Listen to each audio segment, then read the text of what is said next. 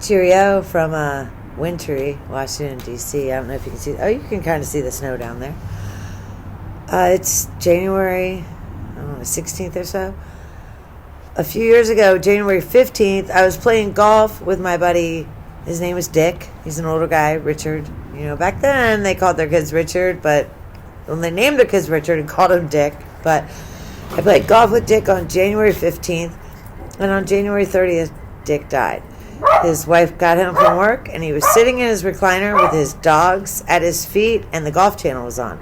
So he died. He had played golf that day.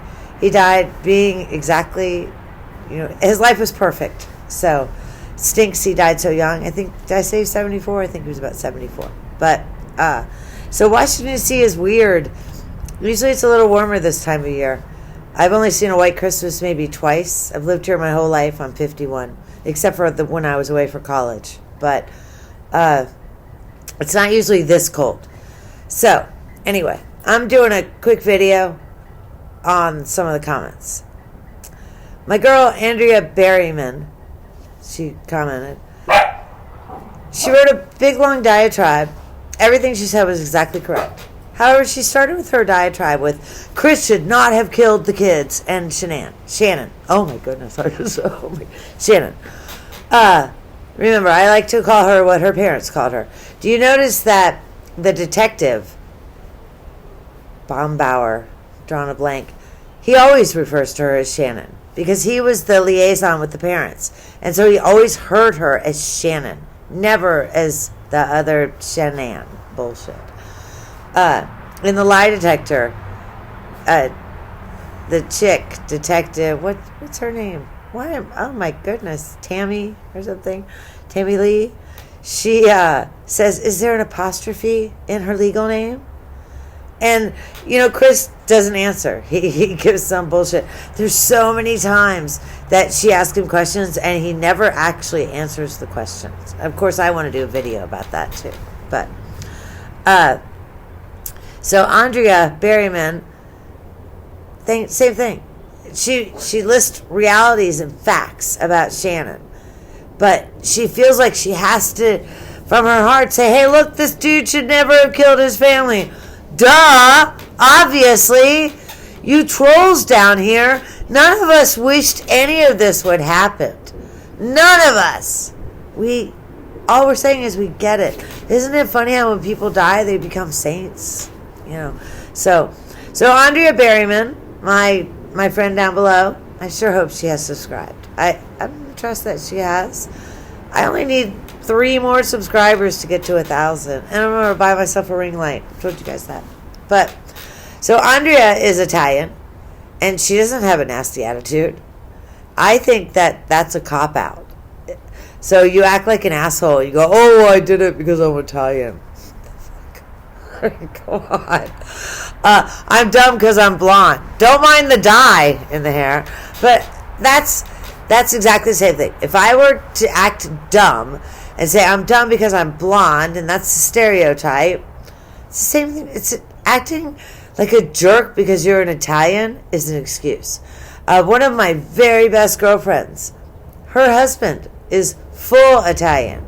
And I've seen him act insane. But that's just because he's insane, not because he's Italian. It has nothing to do with that.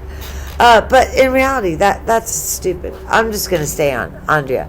So, Andrea pointed out, my last video talked about how money burned holes in Shannon's hands, and it didn't affect those fingernails. Goodness, white trash fingernails. I'm sorry. So if I get up on dance on top of a dumpster, does that make me white trash? But she lied all over that bankruptcy application. She said her furniture was worth $500 or maybe $1,000 or something. The clothing in the home was worth $500. Look at their credit cards. It was all furniture and clothing. The reason they didn't have a dining room table was because the dining room table company repossessed it. They didn't write it off in bankruptcy like the couch people did and the television people did. They came back and got their junk.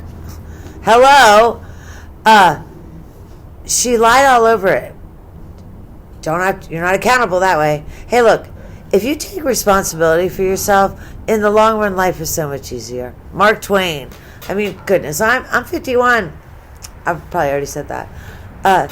Mark Twain used to say, if you always tell the truth, you never have to remember anything.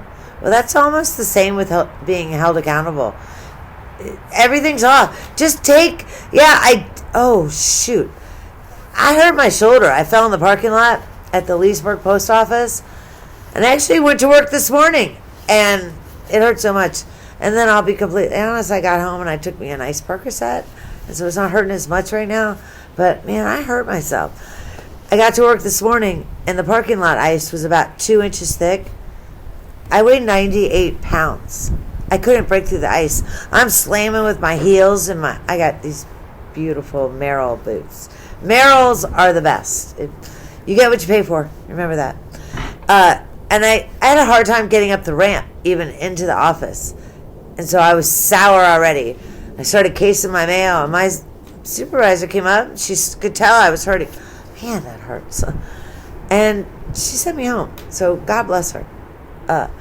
But, see, I don't even remember what I was talking about. Oh, taking responsibility for yourself. Yeah, just own it. Life is so much easier. Okay. Robin Arvin is recalling when Shannon had her parents move into the basement. Okay. So Shannon charged her parents $1,000 a month rent. Remember, her parents were still paying the mortgage in their house because, as Chris said, they were trying to bottom it. Nobody bottomed it. Bottomed. It's not a word. I would see it all the time on Judge Judy. I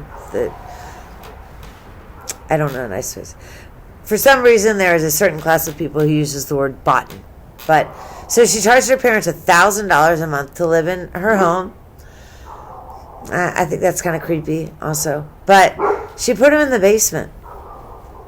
Okay, so I don't want my in-laws on the same... Or shoot! They're her parents! They're not her in-laws. But I don't want my parents on the same level as myself.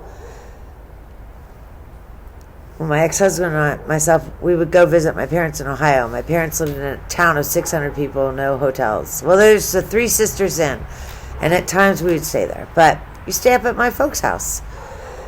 25 minutes from Three Sisters, or 20 minutes, depending on how fast you drive on those curves. Remember the Dukes of Hazzard?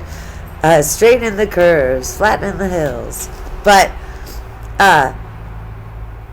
it would, when we would be intimate, and my parents had been asleep for hours, it still was a little creepy, knowing that my dad was 25 feet away from me.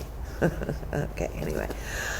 But she could have moved her office to the girls' reading room, that extra room. And then her parents had a bedroom and a bathroom right there on the main level. But no, she kept him in the freaking basement with a Mickey Mouse sheet over the window. Oh my goodness. Okay. So, now, my girl Kelly Ross, which is actually the one I was going to start with. But, oh, I talked about this. I did. See? So my mother had Alzheimer's, and every time I do this, I worry I'm going to get Alzheimer's. But anyway, so I will shut this baby down. Give me comments. My daughter was trying to post some of my videos on some subreddit, Reddit, I don't really understand that page. And she posted it, but it was a big pro Shannon. They're celebrating her birthday and shit. She doesn't have a birthday anymore. She's dead. Goodness. See, there, I sound like a bitch. I'm so sorry she's dead. Look, I get how he was straddling her. I get that with it. I really do. She treated him like shit. She really did. She treated him poorly on camera. So think about how she treated him when we weren't around.